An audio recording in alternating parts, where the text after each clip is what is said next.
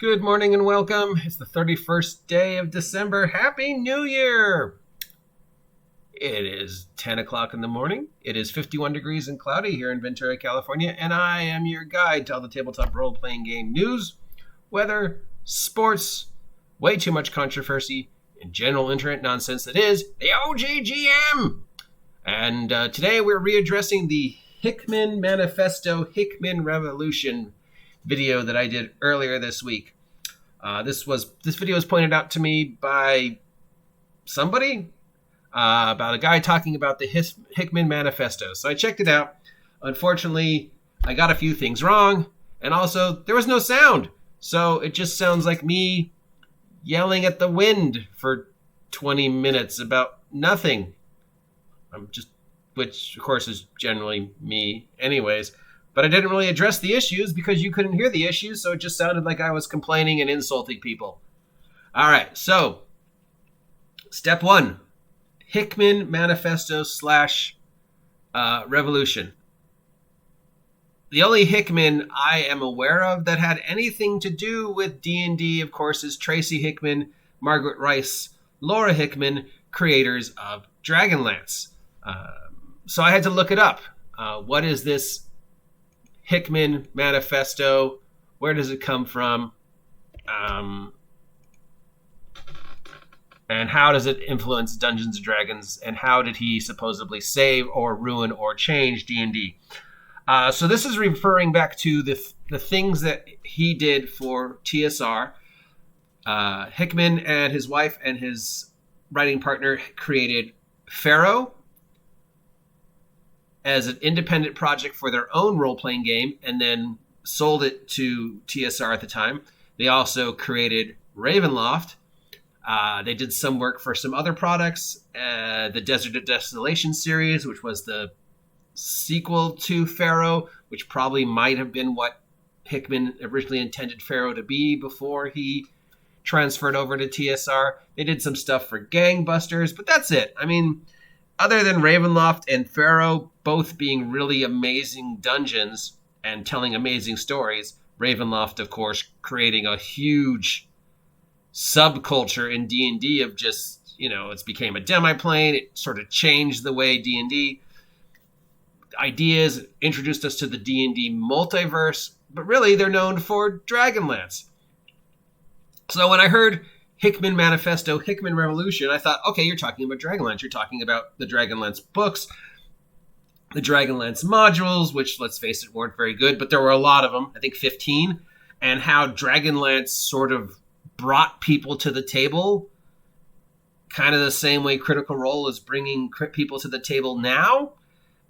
There's a huge influx of players, a lot of players and individuals you might not have already normally seen at D&D tables at the time, because Dragonlance was sort of the same. Dragonlance was the Critical Role of its time. It reached out to a larger population and showed and introduced D&D to individuals who might not have otherwise been introduced to D&D considering the time. And Ravenloft, oh wow, I mean, definitely Ravenloft milked the hell out of the vampire subculture, pop culture that was going on at the time, and a lot of Ravenloft's popularity and growth is, of course, because of what was going on at the time when Ravenloft came out. With World of Darkness, we had Buffy, we had Lestat, we had, vampires were sexy. But no, that's not what they were referring to. So apparently the Hickman Revolution, Hickman Manifesto has very little to do with Dragonlance. It has something to do with something he wrote in the introduction to the original Pharoh. So this is the module he wrote before he rewrote it for TSR. Because originally, again, he intended it to be his own little thing for his own little world. I believe the world or the project was called Night Venture. There are very few copies of this available.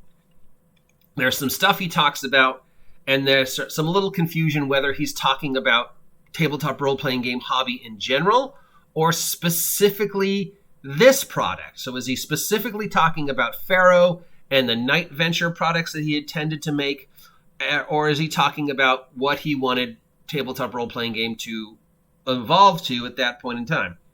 So that's the first level of confusion. The second level of confusion is very little of this is actually him. It's mostly his wife and Margaret Weiss creating this idea that we're going to get into in a sec. So even though it's called the Hickman Manifesto, it really should be called the Laura Hickman and Margaret Weiss Manifesto. He says so much has said so himself. And again, whether he intended this to be D&D, tabletop role-playing game in general, or just specifically, this is what I want for Pharoh and my stuff, I guess we're waiting for him to say. He's supposedly going to respond to the video in 2022. He said so as much. So yeah. So we're going to read what this thing is. So Night Venture is a series of one-night scenarios designed to be used in conjuration with existing fantasy role-playing system. As such, none of the scenarios stand as a game alone, but as a single focused definition and application of the game series set forth in other works. So is that the first? Yeah, there's apparently 4 points in the manifesto. We're going to 1, 2, 3.5, really? Because one of these seems to be in continuation of a previous paragraph. So, manifesto number 1, one-night scenarios, adventures that you can tell the story in short bursts. Shouldn't last more than 1, 2, 3 sessions. Modules. So he's thinking modules. He's thinking beginning, middle, and end. All can be told of this one story, in 1, 2, 3 game sessions, depending upon how you do, which is module thinking. And then you move on to the next module, and that module is told. But of course, we know that this is not an original idea, because there were modules that were already doing the beginning, middle, and end, and multi-part modules like G1, G2, G3, which I believe came out before Pharoh and Ravenloft. And 2, there's sort of this idea of campaigns, where you go from first level to 20th level, and that's a continuing story. And so maybe the misinterpretation is that you can apply this as the game has changed. But really, no, he's not talking about, at least I don't think he's talking about the entire width and breadth of your level 1 through level 20 epic 4-year-long campaign. He's talking about modules. And specifically, again, it seems like he's talking about Pharoh and Night Venture, and sort of taking an off-the-path approach to fantasy role-playing games. So, yeah, modules. And can modules be fit into a campaign? Or can modules be mini-campaigns? And should you just play the characters 1, 2, 3, and then that's it, and then start another module? And I don't really know. I can only base it upon what people think he meant, and as opposed to how people think, the campaign should be 1 in 20, and if a character starts at 1, they live all the way to the end. But I don't think that's what he meant. All right, then we have number 2. Night Venture endeavors to meet 4 requirements. So this might be the thing. 1, a player objectives more worthwhile than simply pillaging and killing. Well, I mean, that could be the objective of a player. We know that there are players from day 1 to now who just want to play to beat stuff up, EP and stuff playing. That's part and parcel of the hobby. It always has been. Even the so-called storytellers. I mean, if we're going to talk murder hobos, 5e players are some of the worst min-maxer murder hobos, chaotic, stupid players I've seen in my 40-some-odd years of playing this game. But if he's saying the objective is more worthwhile than simply pillaging and killing, then he's saying that up till now, that was the only objective. And again, that's not true. Even from day 1, there were as many people wanting to tell stories with their characters in the world as there were people just going, kick open the door, kill the monster, take its stuff. And even kick open the door, kill the monster, take its stuff is a story, because there is a beginning and an end. I mean, from what I understand, the very first Greyhawk adventure, where they first took the idea of the miniatures and started making them into actual individuals, was chasing a wizard into a tower. And as these guys are approaching the tower, which eventually became Castle Greyhawk, this wizard summons a barlog to throw at them to prevent them from getting to him. That's, from what I know, that's what is the very first of what D&D becomes. And that's the story right there, even if it is simply kill the Barlog. Because who is this wizard? Why is he running from them? How is he able to summon a Barlog? What's in this castle that's so important? Why are you chasing him? So even if it's kick open the door, kill the Barlog, take its stuff, move on, that's still a story. I mean, the go in the dungeon, go in the innkeep asks you to go downstairs and look into what's making that noise. That's a story. So yes, there was more going on even back in the 80s than simply pillaging and killing. But unfortunately, we do sort of have this reputation of kick open the door, kill the monsters, take its treasure as how we played, which of course isn't true. But I think in this, Hickman's just saying, yes, let's focus more on giving the world a reason. I mean, why are you kicking open that door? How did that treasure get there? Number 2, an intriguing story that is intricately woven into the play itself. Yeah, okay, that's nothing new. That's cool. You want there to be a story, even if the story is go downstairs and see what that noise is. And you want the characters to sort of have a say in the story, and you maybe occasionally want to bring something to the table that the characters might have said or done, and then you like remember 20 episodes ago and so, like, remember that NPC you guys kidnapped? Yeah, you know. So yeah. Number 3, dungeons should have some sort of architectural sense. Yes. So this is a reference, of course, to Paul Jacquet's work, Jaquays work, and the sort of strange randomness that dungeons tended to have back in the old days. There weren't a lot of pre-printed things, and even some of the pre-printed things, you look at the map and you're like, why? Who would build this? That's a lot of wasted time and energy just to simply accomplish a goal. Doesn't a straight line still make the shortest difference between 2 points? Why is there a hot air balloon? So yeah, consistent storytelling in dungeons and in adventures, and having the dungeons make architectural sense, that I could see being a huge change. Because before, it's not that we didn't see it. There was, I mean, G1, G2, G3 tell a story and sort of make architectural sense, but still, there's a lot of things in those modules that make no sense. There's a lot of wasted space. There's a lot of just stretching corridors that go nowhere, secret doors that open up into nothing. And they're cool a little, but they're also, from a purely adventure, you know, it's like, again, that's a lot of wasted space. That's a lot of wasted time. That's a lot of money where the same thing could be accomplished a lot easier. You know, like, who dug out all these levels? Why? If your whole point was just hiding this book, this is a lot of wasted space just to hide this book. Just put it in the safe deposit box and forget about it. So I could see that, and I could see how wanting to change the way adventures looked with sort of this randomness and stuff. But there's some beauty to the randomness too, even though a lot of it does just sort of now, even back then, you're going, that makes no sense. So if there's any huge thing from this manifesto that you could see going forward and how it affected the hobby, it was probably that one, the architectural sense, because Pharoh makes a lot of architectural sense in the fact that it's a story about a pyramid. Ravenloft makes some architectural sense. There's still a lot of things in Ravenloft where you're looking at going, yeah, that makes no sense. And we did sort of begin to see some dungeons start to at least try and make more sense in the stories, but not much. I mean, even today, 5e dungeons, for everyone that is like, you know, a borrow maze that tells one consistent story where everything there makes sense, there are still, you know, 2 or 3 out there where you're like, yeah, why? This is look at this wasted space. Why is this house here? Why is there a hot air balloon? Who built this? Yeah. So, yeah. Number 4, an attainable and honorable end within 1 or 2 sessions of playing time. Okay, this is the one where I think people maybe make mistakes or misinterpret it. So again, remember he's talking about 1.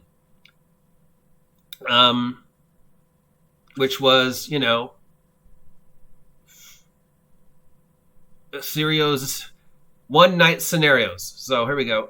4, an attainable and honorable end with 1 or 2 seasonal sessions of play. He's not talking about an entire campaign. Again, he's talking about modules. And specifically, he might just be talking about this one module. And somehow that's been misinterpreted to there has to be an attainable and honorable end for my character by the end of the game session, whatever. And a lot of people are like, either A, I want to have an honorable death, or B, I don't want to die until the game ends. And if you hurt my character, you're hurting my ability to play, and that's bad. You can't kill my character. You can't do anything to my character that might hinder their ability to interact with the game. So maybe that's the one. And if there's one that supposedly ruined D&D, it might be how that one is misinterpreted. All the books are in a dungeony form, i.e. as readily playable reference works that cuts the busy work of the game referee to a minimum, thus freeing him to enjoy the game with the players. Yes, if that's a positive thing, yes. Dungeon first, lore second. All the night adventures are published in a standard 8.5 by 11 inch paper and are easily pulled apart to be inserted into a referee's notebook. Oh God, no! If that's a horrible idea. No, oh my God, no. But I mean, make the book, and then if you want to have things, make it separate, like Tomb of Horrors did, and like some other things do it again. The minute you start ripping things out of the book, oh, that's just asking for things to get ruined. So yeah, no, that's a horrible idea. Book, sacred, books should be well made. Books should be no more than 24, 30, 40 pages.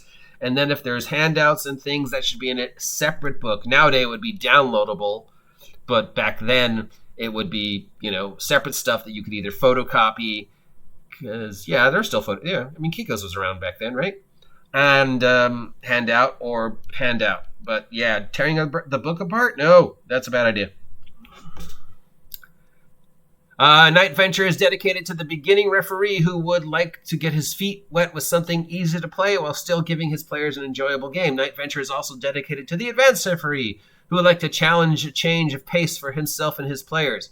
But most of all, Night Venture is dedicated to players of all levels and their dreams and the dreams they may have lived. And yeah, again, most of the credit for this goes to Laura Hickman and Margaret Weiss, not Tracy himself. So I guess the manifesto is this thing with the 1, 2, 3, 4. Is that what we're talking about? The player objectives should be more worthwhile than simply pillaging and killing. Yeah, of course. Story. There's always been a story, even from day one. An intriguing story that is intrinsically woven into play itself. Again, yes, completely agree. Nothing new.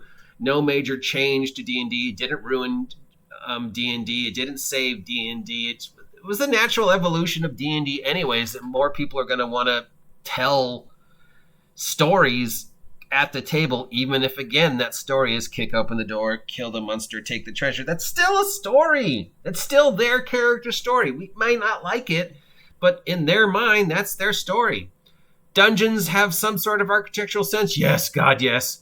An attainable and honorable end within 1 or 2 seasons of playing time. That's the only one that I could think that might be problematic, because it doesn't really say what he means about honorable end, other than your characters should be heroes.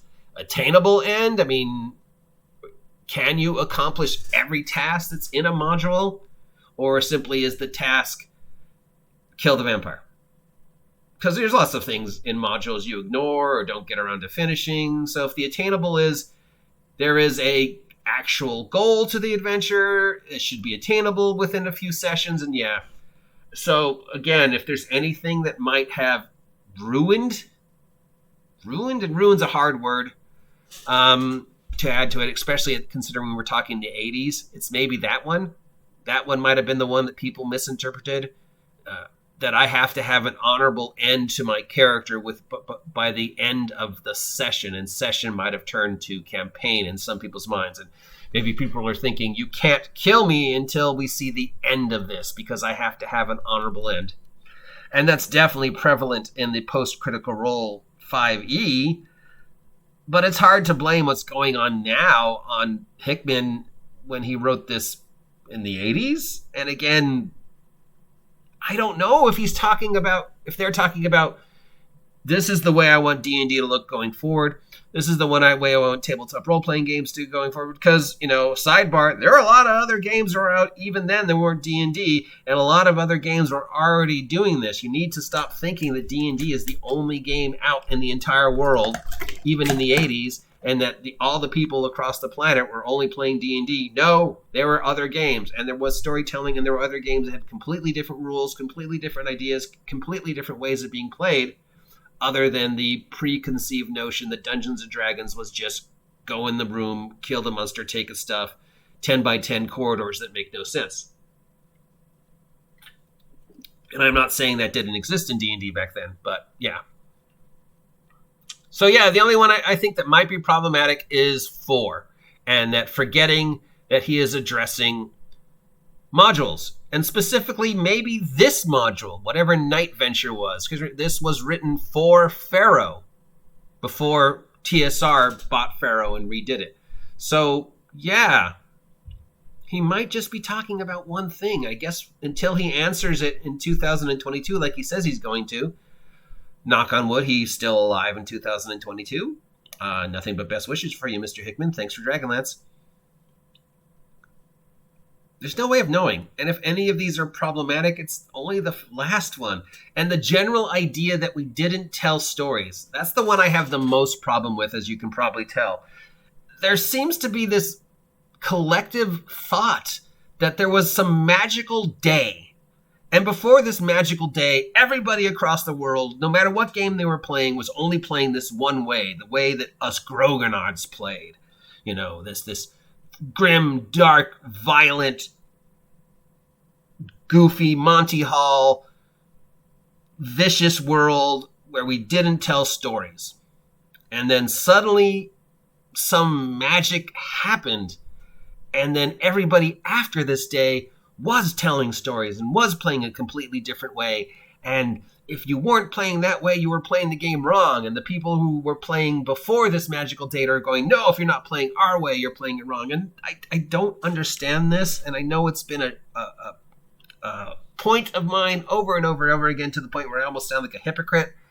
And like I'm just beating a dead drum. But my brain cannot comprehend this idea that so many people have, or where it came from. That there was some magical moment where the gaming industry just poof changed. And, Critical Role. And it's like, no, there's no magical moment. Everything you see Critical Role doing that you're all like, it changed the hobby, people have been doing since day one. Maybe just not with as many silly voices, but whatever. People have done silly voices. People have given their characters lives. People have broken off from the adventure to romance the barmaid. It's nothing new. But for some reason, there's this idea that it is. And if there's anything about this that really just sort of grinds my gears, it's that idea that we weren't telling stories until this magic moment happened. And everybody before this magic moment is playing D&D wrong. And that there's only D&D. You forget there's other games. You forget that there's people all over the world who've been playing. You forget that there's no two people play the same. And yes, you can't just say this wasn't happening until bang, because it was. So that's my problem with it. And it's and it's not really him saying it. It's just sort of just a general idea. And that if there is a problem, it's got to be the thing about attainable ends. But anyways, I said I would relook at it, and I did. And that is the Hickman Manifesto, as far as I know. Again, we've been told Hickman's going to address this video and this stuff. And he's already said, hey, it wasn't me. It was my wife and Margaret. And, whatever. Have we taken it too far? Is he going to, he agrees with all the points. And he agrees with all the points that the guy who made the first video said. So I guess he sort of agrees with my points. We'll see. But again, I've wasted 25 minutes of your time talking about this. I apologize. But hey, I got nothing else to do. It's New Year's Eve, and I appreciate you listening to me. And hopefully this makes up for the previous video I made about this, where I sort of sound like a jackass. And yeah, thank you, Mr. Hickman, for nothing else, for Ravenloft. Great module. Pharoh, one of my favorite classic modules. and of course, giving us Dragonlance. So yeah, if you appreciate this content, let me know. Think I should shut up? Let me know. If you haven't subscribed yet, 2022, August 4th is the goal. 1,000 subs. Subscribe! And I'll shave my eyebrows and eat a squid. Till next time, Happy New Year.